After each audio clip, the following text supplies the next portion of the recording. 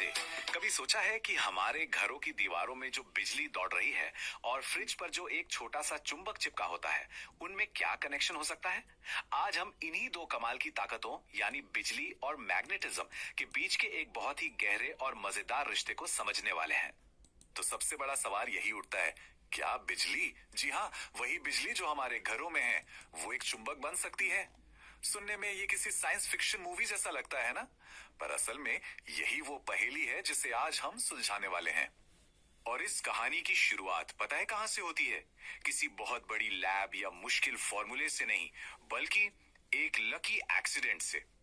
तो मिलिए Hans Christian ousted से, जो 19वीं सदी के एक जाने माने साइंटिस्ट थे। बात है 1820 की। एक लेक्चर के दौरान उनकी नजर एक ऐसी चीज पर पड़ी जो बिल्कुल नामुमकिन लग रही थी। जैसे ही उन्होंने एक तार से बिजली पास की, पास में रखा एक कंपास वो अचानक हिलने लगा। ये देखने में तो एक छोटी सी बात थी, पर इसने साइंस की दुनिया में मानो तहलका मचा दिया। और उनका एक्सपेरिमेंट, यकीन मानिए, बहुत ही सिंपल था। बस एक तार, एक बैटरी और एक कंपास। जैसे ही सर्किट चालू हुआ और करंट बहना शुरू हुआ, तो कंपास की सुई जो हमेशा धरती के मैग्नेटिक फील्ड की तरफ इशारा करती थी, वो अचानक से घूम गई। बस यही वो पल था। पहली बार ये पक्का हो गया था कि बिजली मैग्नेटिक फोर्स पैदा कर सकती है। क्या कमाल की बात है। अच्छा, तो अब ये तो पता चल गया कि वहां एक अनदेखी ताकत मौजूद है, पर सवाल ये है कि अगर हम उसे देख ही नहीं सकते तो उसे समझें कैसे? चलिए कोशिश करते हैं इस रहस्यमयी मैग्नेटिक फील्ड को विजुअलाइज करने की, यानी इसे देखने की कल्पना करते हैं। तो आखिर ये मैग्नेटिक फील्ड है क्या चीज? इसको ऐसे समझिए जैसे किसी चुंबक या बिजली के तार के चारों ओर एक इनविजिबल बबल या दायरा होता है। अब इस दायरे के अंदर अगर कोई दूसरी मैग्नेटिक चीज आएगी तो उसे एक खिंचाव या धक्का महसूस होगा। और अब आता है असली मैजिक। हम इस इनविजिबल फील्ड को सच में देख सकते हैं। कैसे? जब लोहे का बुरादा किसी मैग्नेट के आसपास छिड़का जाता है, तो वो अपने आप को एक खूबसूरत से पैटर्न में अरेंज कर लेता है। ये जो लाइनें बनती है ना, ये हमें उस अनदेखी ताकत की एक झलक दिखाती हैं। और पता है, इन लाइंस के भी अपने कुछ रूल्स होते हैं। ये हमेशा नॉर्थ पोल से निकलती हैं और घूमकर साउथ पोल में चली जाती हैं, बिल्कुल किसी झरने की तरह। ये कभी एक दूसरे को काटती नहीं, हमेशा एक दूरी बनाए रखती हैं। और सबसे जरूरी बात, जहां पर ये लाइंस एक दूसरे के बहुत पास पास होती हैं, मतलब जहां ये घनी होती हैं, वहां मैग्नेटिक फोर्स सबसे ज्यादा ताकतवर होता है। ठीक है, तो एक चुंबक के आसपास का फील्ड तो समझ आ गया, लेकिन एक सीधे तार का क्या, जिसमें से बिजली जा रही हो? क्या हम उसके फोर्स की डायरेक्शन का भी अंदाजा लगा सकते हैं? जी हाँ, बिल्कुल लगा सकते हैं। यहाँ पर एक बड़ा फर्क है। एक बार मैग्नेट यानी छड़ चुंबक से अलग एक सीधे तार के चारों ओर जो मैग्नेटिक फील्ड बनता है, वो गोल होता है, सर्कल्स में। बिल्कुल वैसे ही जैसे शांत पानी में पत्थर फेंकने पर लहरें बनती है ना, एक के बाद एक गोल घेरे। और तार इन सभी सर्कल्स के ठीक बीच में होता है। पर ये सर्कल्स घूमते किस तरफ हैं? क्लॉकवाइज या एंटी क्लॉकवाइज? इसके लिए एक बहुत ही आसान सा ट्रिक है, राइट हैंड थंब रूल। बस ऐसा सोचिए कि आपने उस तार को अपने सीधे हाथ में पकड़ा हुआ है और आपका अंगूठा करंट की डायरेक्शन में है।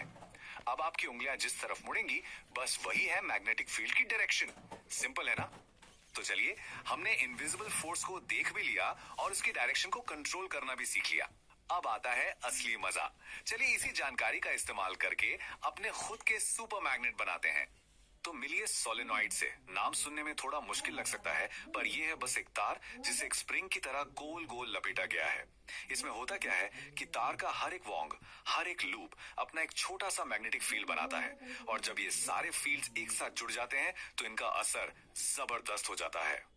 और सबसे कमाल की बात तो ये है कि जब सोलेनॉइड से करंट गुजरता है तो उसका मैग्नेटिक फील्ड देखने में बिल्कुल एक नॉर्मल बार मैग्नेट जैसा ही होता है। उसका भी एक नॉर्थ और एक साउथ पोल होता है। लेकिन इसमें एक बहुत बड़ा फायदा है। कॉइल के अंदर मैग्नेटिक फील्ड बहुत ही ताकतवर और हर जगह एक जैसा, मतलब एकदम यूनिफॉर्म होता है।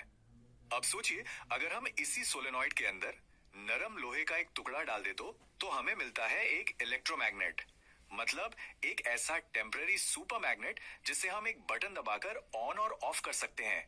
ये टेक्नोलॉजी की दुनिया में एक असली गेम चेंजर साबित हुआ। अच्छा, ये सारी साइंस की बातें सुनने में तो बहुत दिलचस्प हैं, पर हमारी रोज की जिंदगी में इसका क्या काम? भाई बहुत काम है। चलिए देखते हैं कि यही सारे रूल्स हमें अपने घरों में सेफ कैसे रखते हैं। हमारे घरों की दीवारों के पीछे असल में तीन तार दौड़ रहे होते हैं। एक होता है लाल रंग का लाइव वायर जो हाई वोल्टेज करंट लाता है। दूसरा होता है काले रंग का न्यूट्रल वायर जो सर्किट को पूरा करता है। और तीसरा होता है हरे रंग का अर्थ वायर जो एक साइलेंट गार्ड की तरह काम करता है। ये जो हरे रंग का अर्थ वायर है ना, ये सच में एक लाइफ सेवर है। सोचिए, अगर आपके टोस्टर के अंदर कोई तार ढीला होकर उसकी मेटल बॉडी से टच हो जाए, अगर अर्थ वायर नहीं होगा तो जो भी उसे छुएगा उसे जोर का झटका लग सकता है। ये वायर क्या करता है, उस खतरनाक करंट को फौरन और सेफ तरीके से जमीन में भेज देता है। ये गलती तो हम सबने कभी ना कभी की है, एक ही सॉकेट में ढेर सारे प्लग लगा देना। इसी को कहते हैं ओवरलोडिंग। और ये बहुत खतरनाक हो सकता है क्योंकि तारों की भी करंट झेलने की एक लिमिट होती है। उससे ज्यादा करंट होने पर वो बहुत ज्यादा गर्म हो सकते हैं और आग लग सकती है। और शॉर्ट सर्किट तब होता है जब लाइव और न्यूट्रल तार गलती से सीधे एक दूसरे से छू जाते हैं। ऐसा होने पर बिजली को एक शॉर्टकट मिल जाता है। इसका नतीजा ये होता है कि सर्किट में करंट अचानक से बहुत तेजी से बढ़ जाता है, जिससे आग लगने या कोई छोटा मोटा धमाका होने का भी खतरा रहता है। तो फिर ओवरलोडिंग और शॉर्ट सर्किट जैसी खतरनाक सिचुएशन से हमें बचाता कौन है? हमारी फर्स्ट लाइन ऑफ डिफेंस क्या है? वो है एक छोटा सा फ्यूज। ये असल में जानबूझकर बनाया गया एक कमजोर लिंक होता है। एक पतला सा तार जो बहुत ज्यादा करंट आते ही पिघल जाता है और सर्किट को तोड़ देता है, इससे पहले कि कोई बड़ा नुकसान हो।